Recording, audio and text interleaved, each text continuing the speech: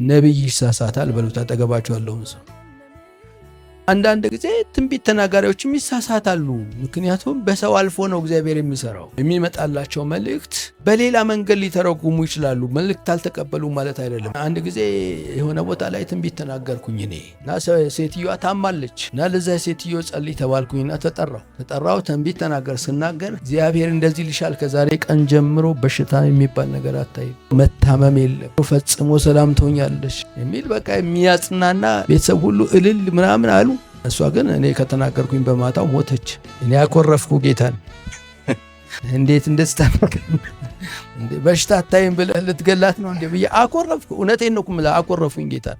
ኋላ ጌታ ልቤ ሊጠበቅ ሲል አንድ ነብይ ደግሞ ላከ። እኔ ጋር ነው የወሰድኳት፣ እኔ ጋር በሽታ አለ ወይ አለኝ። እኔ ጋር መከራ አለ ወይ አለኝ። እኔ ጋር ያለው እረፍት አይደለም ወይ? እኔ ጋር ያለው ሰላም አይደለም ወይ ብሎ ተናገረኝ። ጌታ ወይ አንተ ትክክል ነህ። አየህ እሱ የተናገረበት መንገድና እኛ የተረዳንበት መንገድ የተለያየ ነው። ነብዩ ያመጣው መልእክትና እግዚአብሔር የሚለው ነገር እርስ በርስ ያለ መግባባት ሊፈጠር ይችላል። የእግዚአብሔር ቃል ትንቢት የሚናገሩ ሰዎች ሊሳሳቱ እንደሚሰማቸው ሲናገር አንደኛ ቆሮንቶስ 14:29 ላይ እንደዚህ ይላል፣ ነቢያት 2 ወይም 3 ሆነው ይናገሩ፣ ሌሎችም ይለዩዋቸው ይላል። እኔ አሁን ነው ሰው አየር ላይ መቀለብ ያየሁት እንጂ ድሮ ሰው ትንቢት ሲናገር ጸጥ ብሎ ይሰማና ከዛ ከጌታ ከሆነ ተረጋግቶ አሜን ይላል። አሁን እኮ ከአፉ ሳይጨርስ ነው እኮ ሰው አሜን የሚለው። አንዳንዱ እርግማንም አሜን ይላል። እግዚአብሔር ይገስጻቸው ሲል አሜን።